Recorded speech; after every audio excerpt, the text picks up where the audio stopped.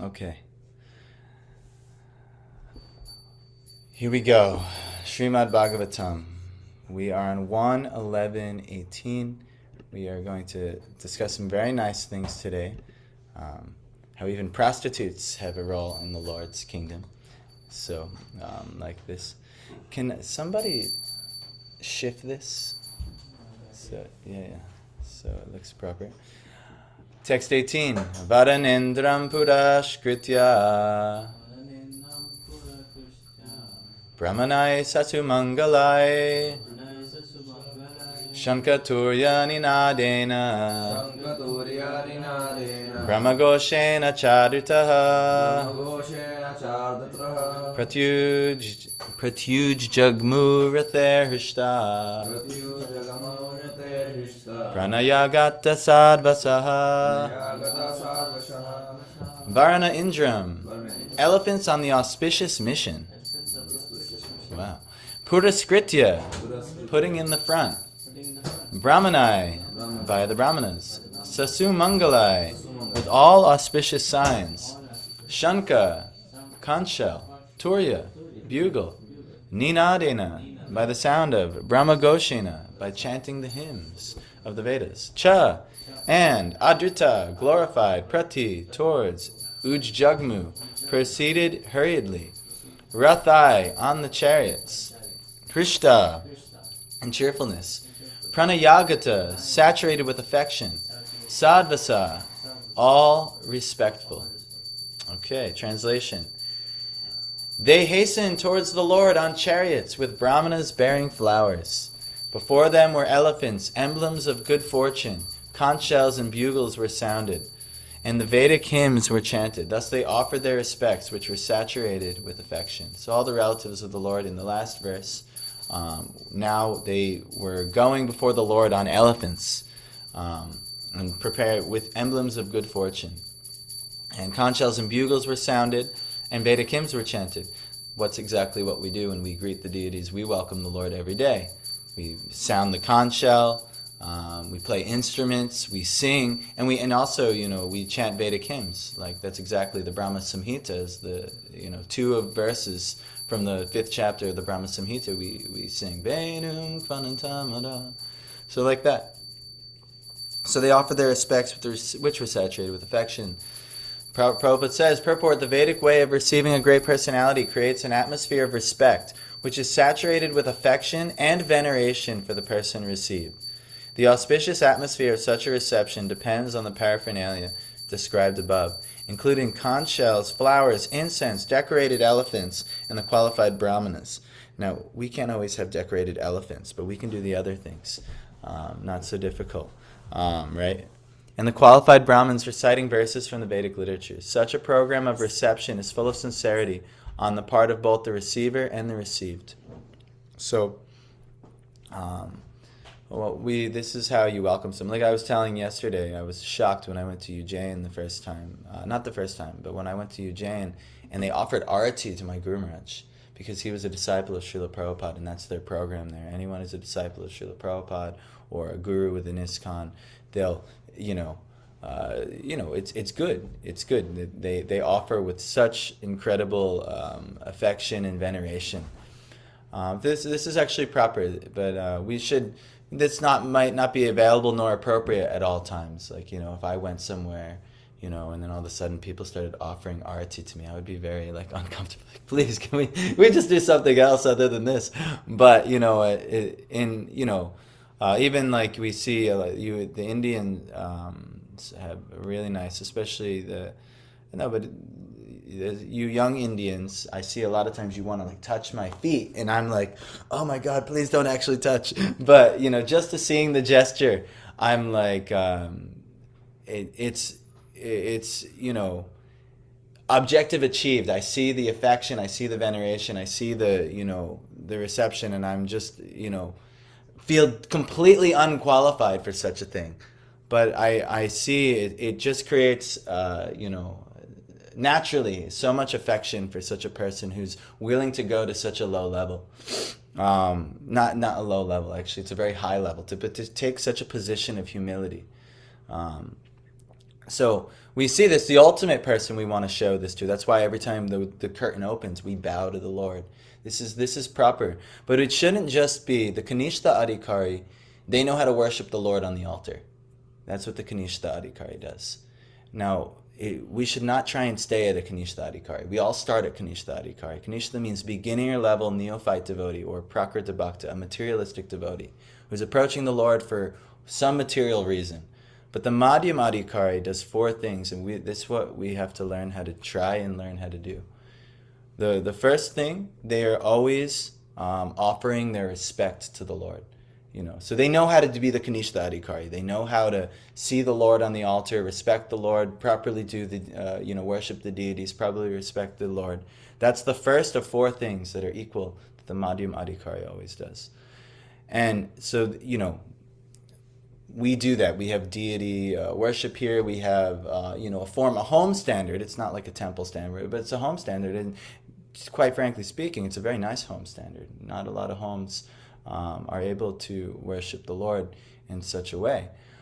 So I feel very fortunate. But it's still a home standard. It doesn't meet a temple standard. But we do our best, and we do. I'm pleased, at least personally, with our deity worship here.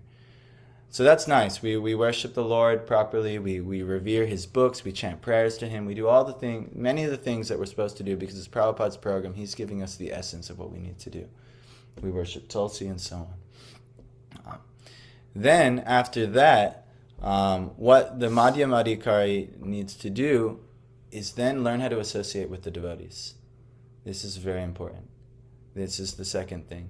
So it should always be in the mood of friendship with the devotees. You should never see any devotee, anyone who's a devotee, you should never see them in any other light other than, this is a devotee. Now, some devotees you're going to click with more. No problem. But always, always respecting. Even if you completely disagree with what that devotee did over there, always respecting. Always respecting. So the way to deal, this is very important in the Trinadapi Sunichena, Tarorapi Sahishnana, Amanina Manadena, ready to offer all respect unto others. It's so important how to learn how to respect the devotees. This is huge. So what a Madhyam Adhikari will do with the Kanishta Adhikaris, for those on a lower devotional path, he'll try and be merciful to them, and he'll try and help them advance.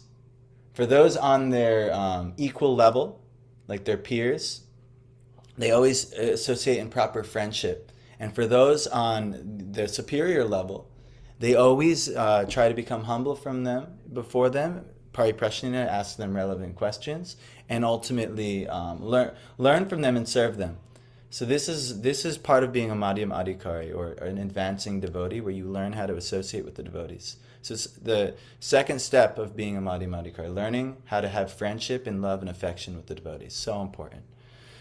Next, there are innocent people in the world who are not inimical to the devotees. We just had a really nice Airbnb. You saw he was really interested in what we were doing, and he was very friendly, very respectful, very nice. Not a devotee, but very respectful, and very happy. He's an innocent person.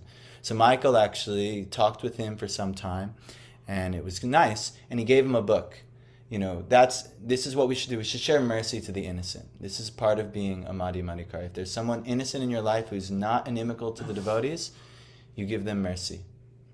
So respect to the Lord, affection, veneration to the Lord, friendship and affection to the devotees at the 3 stages, those below you, those at your peers, and those above you, learning how to do all of those things properly. Then, the innocent you share mercy to. We're going out and we're meeting so many people out on books and things like that. Some people are innocent. Every once in a while you get an innocent person. And then there's the other type. The inimical, those who are against devotional life and who are inimical to your devotional practices, devotional life, things like that. To the extent that they're inimical, you neglect them. Just ignore them. Just say, oh, I gotta go. I have this responsibility. Just don't even waste your time with them. This is the work of a Madhyam Adhikari. The Uttam Adhikari, don't try to jump there and think, but the Uttam Adhikari is so high that they actually can see how everybody is facilitating Krishna's plan. And they see Krishna, they see everybody as a devotee, and Krishna has sent this manifestation of himself to perfect his Leela, in essence. Because this is a Leela too, it's called Shrishti Leela, Leela of this world. It's a Leela of beating the jivas here on an anvil of Maya until they actually make some advancement. But it is a Leela. There is pastimes, there's sweetness to this. Many of us, like myself personally, I am very grateful for all of the trials and tribulations I had to go through in my life, so I can make advancement. At the time, many of them were very, very troublesome, but I see the value. It was part of the Leela. But anyway, this is very important for the advancing devotee. We have to learn these 4 things. And with those who are inimical against devotional service or trying to challenge, just ignore them. Just go, okay, all right, have a nice day, and then just go do something else, or just let them go do something else, and don't waste your time with them much. So like that.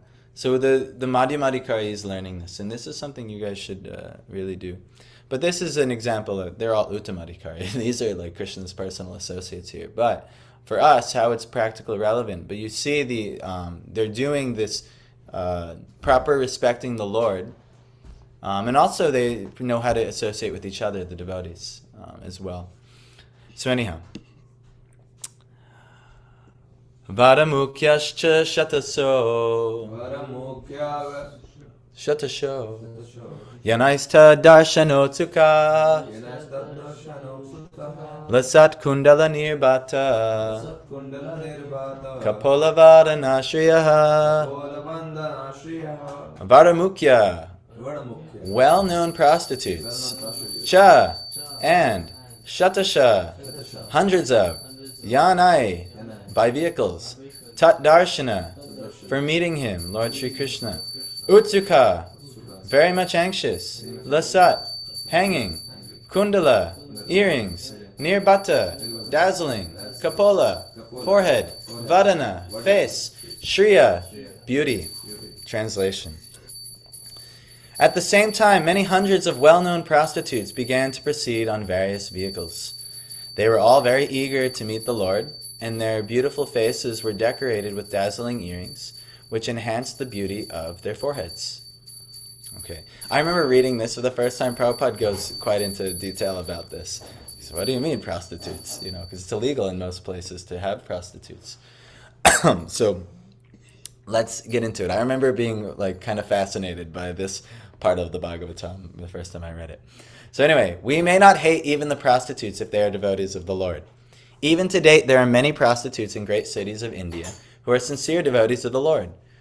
By tricks of chance, and actually we in our line, we have 2 prostitutes that we actually revere as gurus, and acharyas have revered as gurus. One was actually 3. There's the Pingala prostitute in the Bhagavatam herself, in the 11th canto. There is the, I think, Chintamani prostitute who actually convinced Bilva Mangala Thakur to become a devotee of Krishna. And then actually there's the prostitute who tried to tempt Haridas Thakur, and he made her personally a great devotee, and she became a great Vaishnava. So nobody, even if you're at the level of being a prostitute, is barred. Everybody can welcome the Lord. So we'll learn more. By tricks of chance, one may be obliged to adopt a profession which is not very adorable in society. But that does not hamper one in executing devotional service to the Lord. Devotional service to the Lord is uncheckable in all circumstances. It is understood herewith that even in those days, about 5,000 years ago, there were prostitutes in a city like Dwarka, where Lord Krishna resided. This means that prostitutes are necessary citizens for the proper upkeep of society. The government opens wine shops, but this does not mean that the government encourages the drinking of wine. The idea is that there is a class of men who will drink at any cost, and it has been experienced that prohibition in great cities encouraged illicit smuggling of wine. Similarly, men who are not satisfied at home require such concessions, and if there is no prostitute, then such low men will induce others into prostitution. It is better that prostitutes be available in the marketplace, so that the sanctity of society can be maintained. It is better to maintain a class of prostitutes than to encourage prostitutes within society. The real reformation is to enlighten all people to become. So it's better to maintain a class of prostitutes than to encourage prostitutes within society. The real reformation is to enlighten all people to become devotees of the Lord, and that will check all kinds of deteriorating factors of life. What's that? Yeah. There's always going to be a class of people who are going to do what are considered the more sinful things of life. There's always going to be. Even now, many of them, we invite people for Airbnb, and we know, we try to set some rules so they can't get too sinful in the house, but, still many times they're just coming from a background that they can't help it, So you try not to, we just had a man here. I had to go on Airbnb and tell Airbnb he's not allowed back here because he keeps breaking the rules. But, actually, the exchange between me and him was friendly. Even though obviously you can't be here anymore, I like you, and I want you to be successful. But it's just, this isn't your place. This isn't the place for you. But doesn't mean he doesn't have a place. He has a place, and he can approach to the Lord at his level. So similarly, there's always going to be a class of men who are very much attracted to women. I mean, this has to do with the gunas. The more attracted we are to sex, wealth, and pretty much the pleasures of this world, the more lusty and greedy we are, it's the more in tamaguna we are. It's as simple as that. The less we are, dazzled by this energy, and the more we can see that, okay, there's something else more here. There's something else going on. That's not going to give me what I thought it was. The more we're in the mode of goodness, the sattva guna, and so on. So there's always going to be those class of people, but you have to encourage them where they are. So Prabhupada is saying from a societal level, it's good to have a class of prostitutes, actually, because there's going to be many men. Because why? If you prohibit something that is actually natural to especially those in the mode of ignorance, which would be considered like the Shudra class or the common worker class of the world, not to say you guys will also join that, but you can be devotees. You're not in that ashram. You maybe are taking that service for some time, but actually if you're a practicing devotee, you're better than a Brahmin, actually. So this is how it is. But the common people, they practically, they need, actually, we glorify prostitutes, but we don't, necessarily call them that. Like, for instance, I hope she never sees this, but my first girlfriend in college, for all intents and purposes, was practically a prostitute. Not like a physical prostitute, but the way she associated with men was like that, So this is, yes, this is like, but actually she's not like the only person like this. You see a lot of these young ladies, they may not know it because it's glorified in society, but for all intents and purposes, the way they're associating with men and flaunting themselves to men and things, it's not paid necessarily, but it's practically prostitution in some essence. So you have to. I hope this is not politically correct.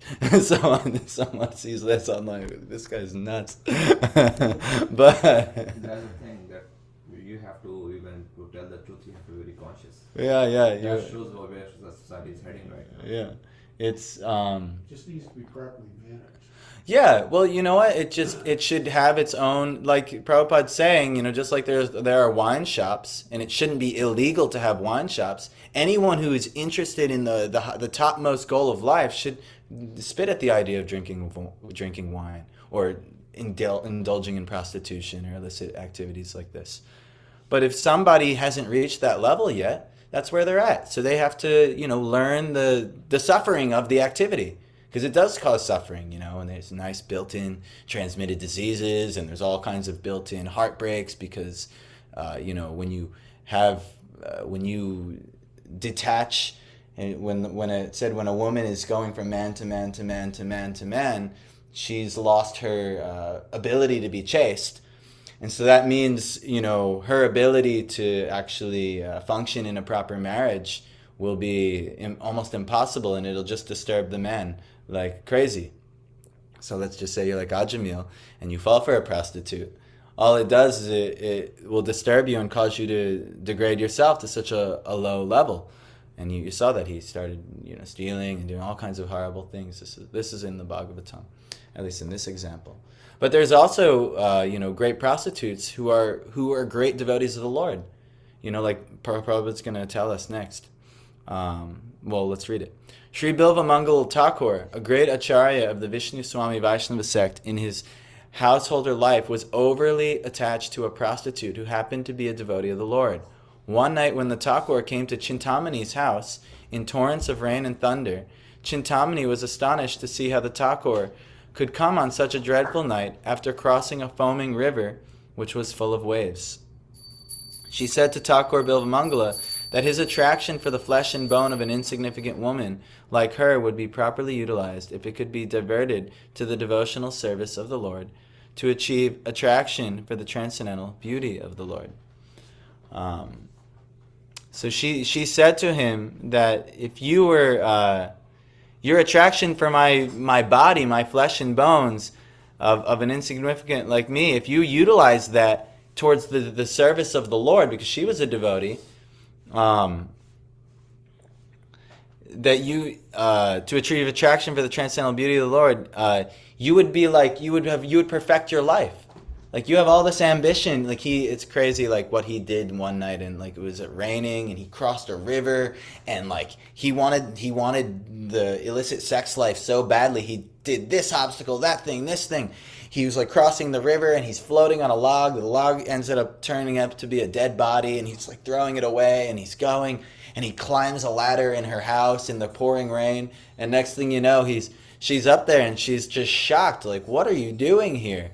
And she's like, if you had this amount of intense devotion towards the Lord, rather than like, what am I going to give you, the flesh and bones of my body? What is that? What is the use of that? You would perfect your life. And this like hit him like a thunderbolt. And he dropped everything. He bowed to her, accepted her as his guru. And actually, if you read, and Chaitanya Mahaprabhu loved this work, the Krishna Karnamrita, if you read this at some point, he's like, another thing that happened, I'll tell you a little bit more. Maybe Prabhupada, no, I don't think he's going to get into it. He left everything to be a devotee of the Lord, but what ended up happening is because he was so conditioned towards this attraction for sex life, and he had indulged in it so much. One time he was traveling, and he met like this pious Brahmana, and he saw this Brahman's wife, and she was just so beautiful, and he was so attracted to her.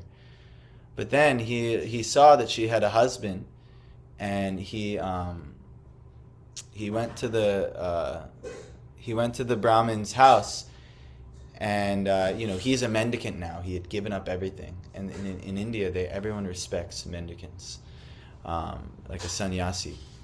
And so he went to the Brahmin's house, and he went to the Brahmin, and he said, I have a request of you. And he's like, yes, you're our guest. I'll give you anything you want. Anything, you just tell me. I'll give it to you. And what does he say? He's like, I want to take your wife alone in the room next door. I have something I would like to share with her. And I would something I'd like to ask her. And so the Brahmin was like uncomfortable, but at the same time, he's like, Sannyasi Thakur, I should respect.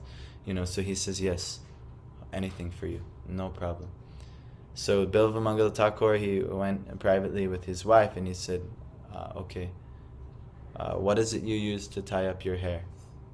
And she said, I use these pins and things like that. He's like, may I see these pins? And she's like, yes. And he plucked out his eyes. He pricked them into his eyes, And they were shocked that he did such a thing. And he said, these eyes have caused me so much delusion in this lifetime, so much illusion, and never again will I allow them to bewilder me in this way. And then he went blind. But he ended up becoming a great saint. And he actually, from his position of blindness, he wrote what's called the Krishna Karnamrita. And Karna is the ear, right? Amrita, nectar to the ear. Krishna's nectar for the ear. And Chaitanya Mahaprabhu, he loved this work so much. His intimate devotees, Ramananda Roy and Swarup Damodar, used to chant this among a few other works to Chaitanya Mahaprabhu at night, and it would drive him into divine madness in his pastimes in Puri. But if you ever read the Krishna Karnamrita, it's very nice. You actually get a glimpse of Bilva Mangal Thakur. He was journeying to Vrindavan, and on his journey to Vrindavan, he was experiencing Krishna, and he was actually guided by, it was revealed, he was guided by a young cowherd boy who was saying he's going to Vrindavan, by Krishna, and he actually got glimpses of Krishna, and he described what he was experiencing. And that's what the whole work is, and it's a beautiful, beautiful work if you ever get a chance to read it. But he was somebody who was, on the other side, completely attracted to prostitutes. And she enlightened him. She was his first guru, his Vartma Pradarshaka guru. So this is, this is totally possible. I guess I'll continue reading. It was a momentous hour for the Thakur, and he took a turn towards spiritual realization by the words of a prostitute. Later on, the Thakur accepted the prostitute as his spiritual master, and in several places of his literary works, he has glorified the name of Chintamani, who showed him the right path. In the beginning of Krishna Karnamrita, he glorifies Chintamani as his guru. So this is the position. Even a prostitute, if she takes to devotional service, can be a guru to a great saint like Bilva Mangal Thakur, who even Chaitanya Mahaprabhu respects so much that he takes his works so highly. So anyway, in the Bhagavad Gita 9:32, the Lord says, O son of Pritha, even the low-born chandalas and those who are born in a family of unbelievers, and even the prostitutes, shall attain the perfection of life if they take shelter of unalloyed devotional service to me. Because in the path of devotional service there are no impediments due to degraded birth and occupation. The path is open for everyone who agrees to follow it. Bhakti is completely transcendental to the modes of nature. We're all born in different modes of nature. We all have certain levels of modes of nature. Our environment produces a certain modes of nature. You guys might have had a certain family life, but then you came to the USA, a certain mode of nature was here. So then you start associating in that mode of nature. And it transforms you, right? You start doing whatever the mode of nature, what the prominent mode of nature is. But that's Krishna's system, that's his design. If you find yourself in a degraded place, like Ajamil, he ended up marrying a prostitute and having children with a prostitute. And it completely degraded his life. And he lost his Brahmin status, he lost his, practices for all intents and purposes. And there's a pastime how the Yamadutas, or the agents of Yamaraj, wanted to bring him to hell. But at the end of his life, something amazing happened. Because he had this Brahmin birth, he was born into these modes of nature, and he was a devotee of Narayan. He named one of his children Narayan. And he had the good sense to do that. And at the time of death, he was so attached to his child, Narayan, which is not the proper thing to do at death, not to call out for your son, to call out for the Lord. But because he named his son Narayan, he indirectly called for the Lord. It wasn't offensive chanting. It just wasn't... It just was neutral chanting, like namabas it's called.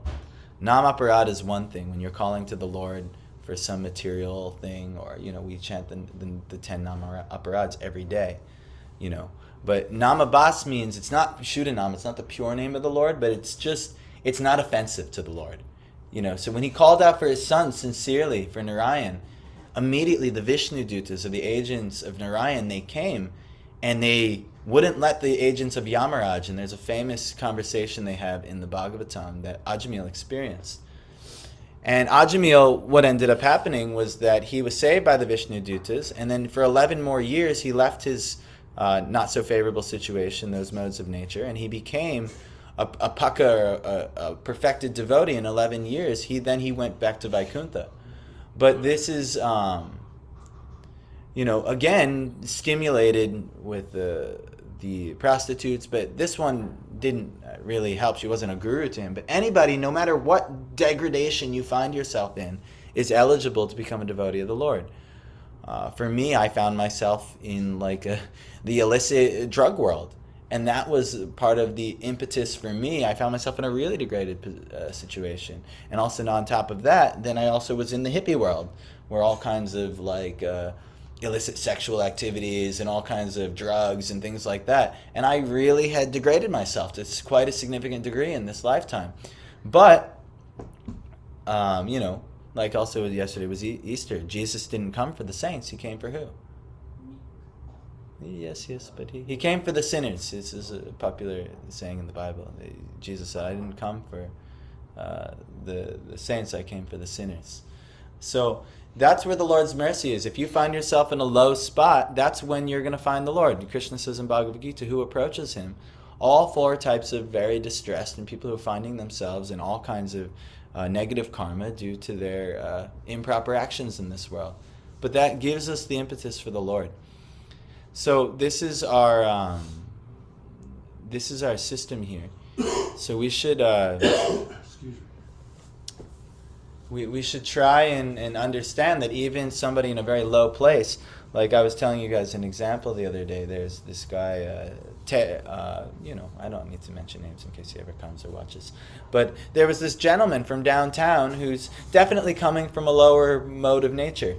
And I was really perturbed, but someone I asked him to give him a ride, he didn't want to because he kind of he smells like alcohol and he does this and he does that thing like this, and I'm like, I respected them, okay, you don't have to ride them, but I was kind of annoyed, but I'm like, yeah, but he's trying to come to the devotional service, we should give him the opportunity, yeah, so what? Think about some of remember those two crazy Airbnbs, the modes of nature they were in, they destroyed the room. Remember, but they came for the whole morning program?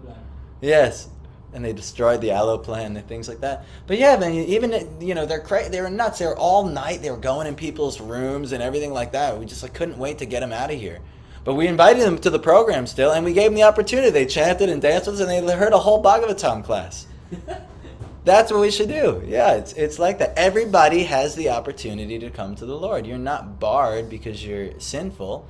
Now, if you stay sinful, that's another thing. That's just a lack of sincerity. But if you're in a low place already, and then you come to the Lord, but then you take it to it sincerely, you're not bereft of anything. There's no bar, even if you're coming from a place of prostitution. So you can see even in Dwarka, the Varnashram is there. It's part of Varnashram. There's always going to be a class of men, and it's going to be somewhere in the middle of the Shudra and the Chandal class, who's going to engage in prostitution.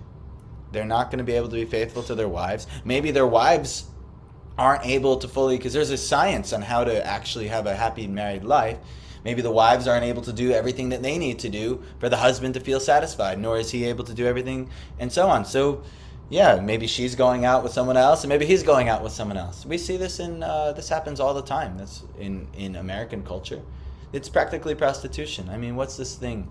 There's these girls who are making millions of dollars on this thing called OnlyFans. Yeah, you've heard, right? OnlyFans, right? I hope you don't engage in these things, but I couldn't even imagine that people would pay money for this. But I saw one made $40 million in 1 year or something like that.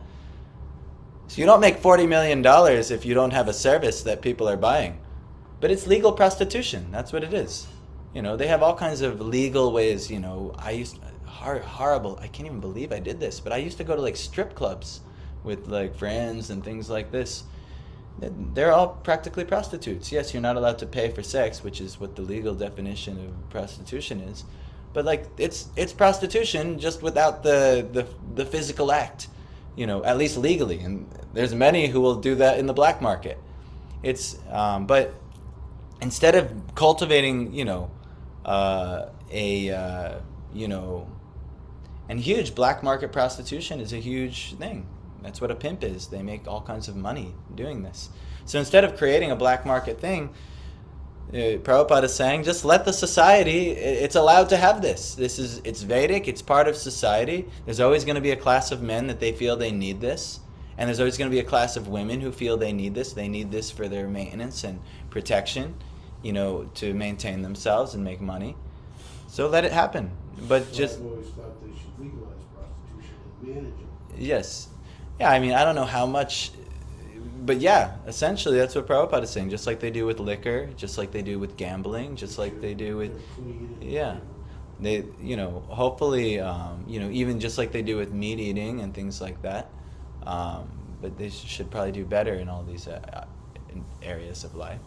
But yeah, those who are taking to spiritual life, they know these things are sinful and will degrade you. But those who, aren't going to do that, they need a place in society too.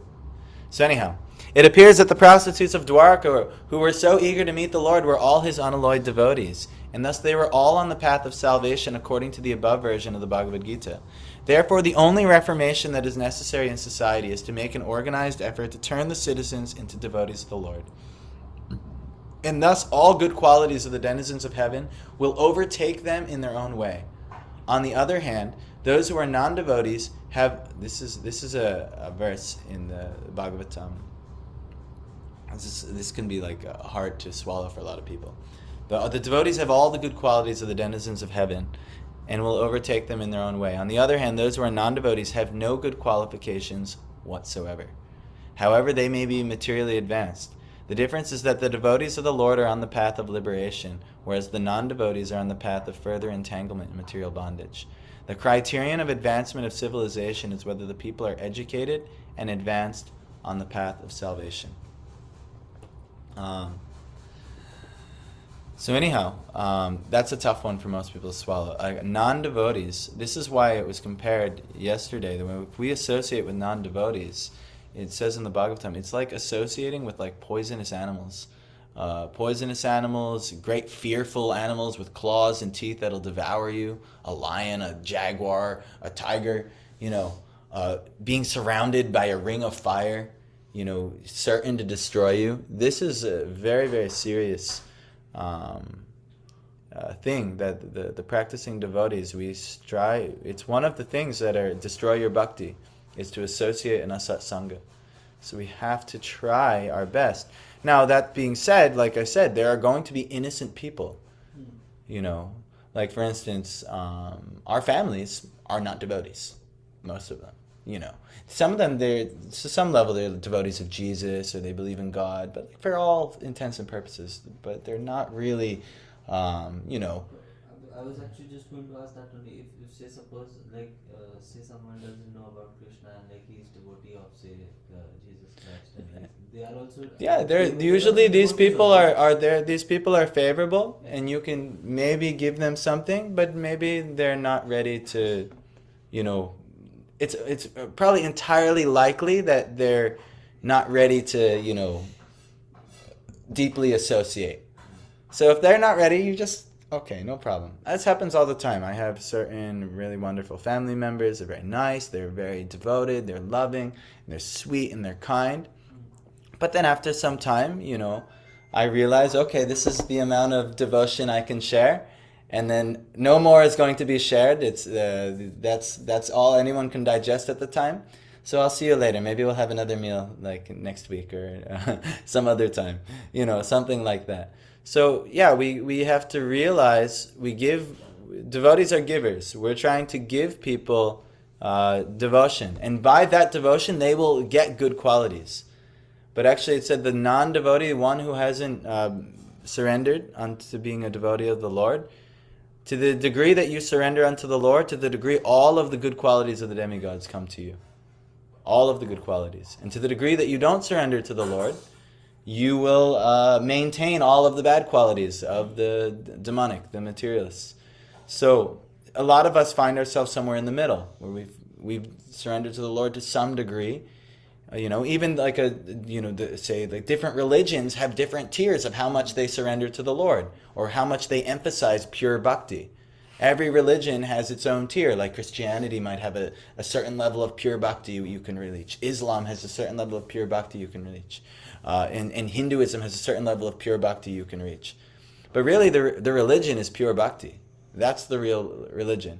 Who is completely surrendered and devoted unto the Lord. So it comes in different packages or labels, but it's subject to change. What's that? Love of God. Love of God. That's right. That's what any real religion is. Learning how to understand God and love Him, and then hopefully serve Him in that love. So that's our thing. So anyway, no matter what path people are on, they can all take to devotional service. See how you can give to your people, but be very careful. There's going to be people who are not going to be favorable to your devotional life or any type of devotional things that you're trying to share.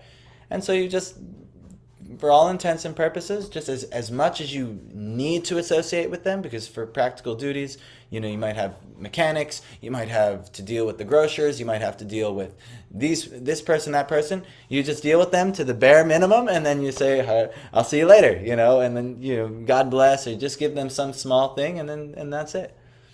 And then you move forward. So this is the work of a Madhyam Adhikari. You have to learn how to associate with the world and the people of the world. And for the non-devotees, it comes in two tiers. Either they're inimical or they're innocent. The innocent, you share something nice with them. And then sometimes people are innocent in some phase, and then they become inimical later on. And then when they become inimical, you say, I'll see you later. And you go away. And then if they become innocent again, and they're receptive to taking some devotion, some devotional thing, you give it, okay, here you go. Here's some prasadam, here's this, here's that, okay, good. And then they become inimical again, they become, anti-devotional or something like that, or trying to take you away. Then you say, all right, I'll see you later, no problem. And you just keep going like that, and that's how you associate with them. And then eventually, actually, what you'll find, and we're seeing it with our parents, they become more and more devotionally inclined, more and more. I've seen it with my dad, even like you were saying, well, what about people of other religions and things like that? When I started becoming a devotee, my dad actually took Christianity seriously.